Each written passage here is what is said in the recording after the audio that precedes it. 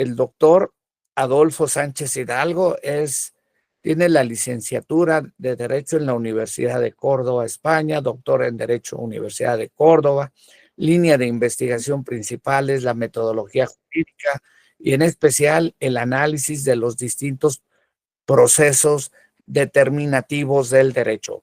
Su tesis doctoral sobre el pensamiento jurídico de Ballet de Goytisolo, defendida en el año 2010 con una calificación de sobresaliente cum laude, y también en esta línea encuentra acomodo parte de su producción científica, entre otros de sus trabajos de investigación. Tiene artículos que se le han publicado en revistas tanto en España como internacionales, monografías, así como capítulos de libros. Durante su formación investigadora ha trabajado la historia de la filosofía del derecho, y a ello responden los trabajos sobre el pensamiento de la escolástica española, Fernando de Roa, Francisco de Vitoria y Francisco Suárez. Además, recientemente ha recibido el encargo de elaborar la voz de Gine Sepúlveda para la enciclopedia sobre historia de filosofía del derecho que está preparando la Asociación Internacional de Filosofía del Derecho y Filosofía Social. Además, ha intervenido en diversos congresos, reuniones y jornadas relacionadas con esta línea de investigación. Debe destacarse la intervención en el 28º Congreso de la Asociación Internacional de Filosofía del Derecho y Filosofía Social, que se celebró el día 17 al 22 de julio en Lisboa, donde participó en el workshop Communication, Lenguaje y Derecho, con la ponencia titulada La dogmática como ciencia orientada a la práctica jurídica, un nuevo paso adelante en la relación ordenamiento-sistema. Actualmente está codirigiendo en la Universidad de Córdoba las tesis doctorales de Belia Tricani, la mediación familiar, una propuesta aún abierta. Manuel Ponce Tubay, tecnología computacionales y derecho en el sistema legal ecuatoriano. Y de Matea Larroca, la defensa propia, una excepción al principio de la vida. Todas estas investigaciones se encuentran en la segunda anualidad. Por todo ello, pues como siempre, y con el gusto de expresarle nuestro respeto, admiración y agradecimiento de siempre, Adolfo Sánchez, este día va a tratar el tema referente el derecho como un instrumento de racionalización y neutralización de la violencia social. Un fuerte aplauso de bienvenida. Adelante, doctor Adolfo Sánchez. El honor es mío por participar en este encuentro de investigadores, al que gentilmente pues ya es el tercer año que me invita, profesor Sánchez Vázquez, y que donde puedo estar rodeado de tan ilustres colegas de la Universidad Complutense, también de la Universidad Mexicana y de los jóvenes investigadores que nos acompañan hoy. Así que también agradezco a la Benemérita Universidad Autónoma de Puebla por la organización de este encuentro. Y para mí es un placer participar en todas las actividades que usted organice, Rafael. Sabe que puede contar conmigo y bueno, pues crear así un espacio de encuentro y crear puentes para el diálogo entre España, México, bueno, y sobre todo entre los amantes del derecho. La ponencia que voy a dar hoy lleva por título El derecho como instrumento de neutralización y racionalización de la violencia. Y yo creo que es un tema que vuelve a cobrar hoy enorme actualidad, porque vemos cómo en ocasiones el Estado se ve incapaz de garantizar de manera monopolística, ¿no?, ese uso de la violencia. Yo recuerdo una afirmación que encontramos en la obra de Goethe sobre la campaña de Francia y el sitio de Maguncia, que reza de la siguiente manera: dice, soy de tal naturaleza que prefiero cometer una injusticia que soportar el desorden. Esta afirmación la pronuncia Goethe a propósito de de la retirada de las tropas francesas de Maguncia, que había sido sitiada, y las tropas austríacas, en colaboración con la alemana, habían conseguido resistir y finalmente echar al ejército francés invasor. Goethe había acudido allí en calidad de amigo y ministro del duque de Weimar, que era uno de los miembros de aquella alianza antifrancesa.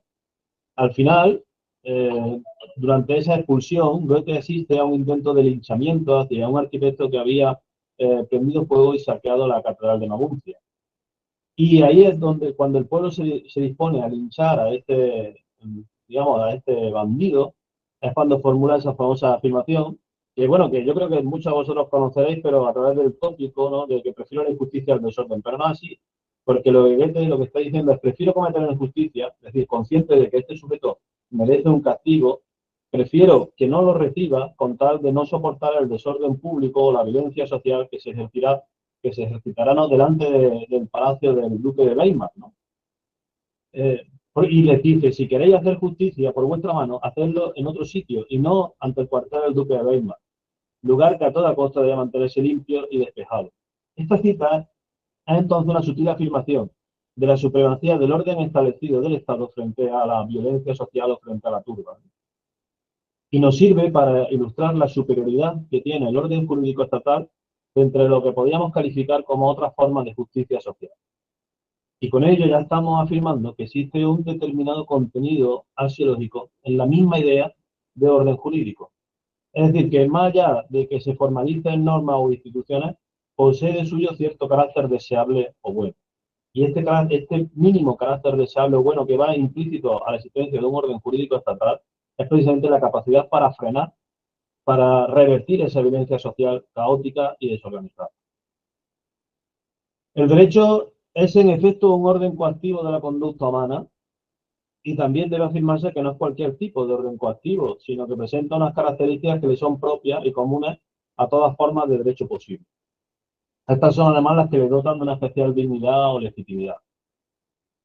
En este punto me serviré del esquema básico que ofrece Gregorio Robles en su obra Teoría Comunicacional del Derecho para abordar la peculiar naturaleza de la coactividad jurídica, o más precisamente, de la relación entre el derecho y la violencia.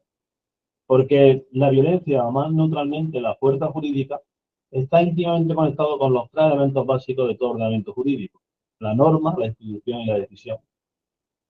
Paralelamente me serviré de las etapas señaladas por el politólogo Passerin de Entrever, que distinguía tres momentos en la evolución del Estado: Estado fuerza, Estado poder y Estado autoridad, para ir observando la racionalización y neutralización progresiva de la violencia social mediante su encarnación en la figura última del Estado de Derecho. Y mantendremos la definición sociológica que el Estado había ofrecido Weber en su obra Economía y Sociedad, que reza de la siguiente manera: empresa institucional que a través de su cuadro administrativo mantiene el monopolio de la coacción física legítima para mantener el orden vigente. En este sentido, creo que lo principal desde el punto de vista de la génesis del Estado es el acto o decisión por el cual el soberano detenta el uso de la fuerza sobre el conjunto social, y que es el germen de todo ordenamiento jurídico. Así decimos que la violencia o que la fuerza constituye un acto fundacional del derecho, pero también del mismo ordenamiento jurídico. Esta es una de las tesis que había defendido en su momento Benjamin, que reflejaba el carácter fundacional de la violencia del derecho para inmediatamente después denunciar el carácter paradójico de esta misma violencia jurídica. Según Benjamin, toda explicación acerca del derecho debe reconocer que éste se construye sobre la base de la violencia social. Esto es como un primer acto de violencia constitutiva que con éxito alcanza a imponer un orden social. Sin embargo, una vez que se ha instalado el orden jurídico, el derecho debe enfrentar el problema de la violencia interior, momento en el que se revela su naturaleza contradictoria, porque solo puede contener esta violencia mediante su propia violencia o coacción jurídica, y entonces encontramos frente a esa violencia fundacional una violencia conservadora. Pero yo no creo que se trate de una paradoja. Hegel, en sus fundamentos de filosofía del derecho, explica acertadamente cuál es la tensión que existe entre los actos de violencia de los sujetos y la violencia o la coacción del derecho. Literalmente afirma el filósofo de Jena: la coerción con coerción se supera. Por eso no es solo jurídica, sino también necesaria. Dicho de otro modo, la violencia subjetiva inherente a la existencia individual y a la coexistencia libre solo puede quedar sometida mediante la violencia objetiva del Estado. Pero, en todo caso, creo acertado en situar como primera manifestación del Estado, esto es como momento constitutivo del mismo, el uso con éxito de la fuerza o dominación sobre el conjunto social, con independencia del origen, de su legitimidad o del fundamento de este ejercicio de poder.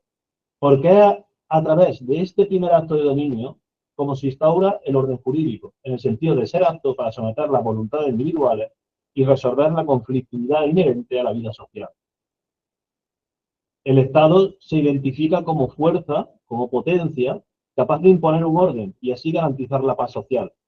Como decíamos, aquí encontramos ya una primera manifestación del contenido axiológico de la ecuación jurídica.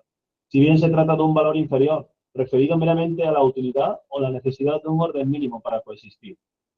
El ejercicio de la fuerza aún no ha sido racionalizado. Todavía se advierten rasgos pasionales o irracionales en su ejercicio, especialmente en el caso de la violencia política, y no es extraño encontrar situaciones en las que el propio soberano la ejerce personalmente o valiéndose de su séquito. Incluso, este soberano aún encuentra dificultades para poder ejercer esta fuerza o dominio sobre el conjunto social, y se ve obligado a tolerar formas privadas de violencia. Violencia privada de la sangre, las venganzas, la ordalía, los juicios de honor. Sin embargo, estas otras manifestaciones de la violencia social solo pueden considerarse jurídicas, y así es como ocurre en la historia del derecho, en tanto que sean autorizadas o consentidas por el soberano. Es decir, sí, podemos calificarlos como actos vindicativos, pero no debe olvidarse que se tratan siempre de venganzas autorizadas. El soberano, aun en esta primera etapa, no puede consentir actos unilaterales de violencia privada y los castigará rigurosamente, en tanto que representan un poder capaz de rivalizar o amenazar el suyo. Pero en esta línea también encontramos otras teorías que reclaman el poder constitutivo de la violencia para superar las estructuras coactivas propias del derecho burgués, como es el caso de Soret y su distinción entre violencia y fuerza, de modo que reserva el término violencia al ejercicio de un poder no sometido a reglas, fundacional, creador de nuevos órdenes, frente al término fuerza, expresivo de la coactividad burguesa o un poder sometido a reglas. Así, no es de extrañar que se defienda una instrumentalización de la violencia al servicio de la ideología, para subvertir el orden establecido, crear un nuevo orden jurídico, un nuevo orden sociológico. Pero este nuevo orden no entiende de límites legales o procedimientos o valores. Es decir, es una violencia abonada a la arbitrariedad. Y de nuevo se reafirma esa identidad primigenia entre el Estado entendido como fuerza y la violencia. La segunda etapa en la categorización filosófica de la violencia política es el proceso en virtud del cual esta violencia va siendo racionalizada a través de su configuración normativa y de su configuración institucional. Weber, también en Economía y Sociedad, explica la evolución de la política y del derecho occidental como un proceso progresivo de racionalización de los procesos y de las formas jurídicas. Yo creo que este proceso de racionalización que informa el conjunto de la historia jurídica continental sirve igualmente para explicar la transformación racional de la violencia en fuerza o coacción legítima. Una transformación que afecta también, siguiendo a Pasolini de Entrever, a la misma naturaleza de la fuerza estatal, que ahora se contempla como un poder organizado conforme a normas, procedimientos e instituciones. El Estado como poder organizado. Este tránsito se produce siguiendo el esquema formal de la teoría comunicacional del derecho mediante un doble proceso de reglamentación o previsión normativa de la coactividad y de su institucionalización.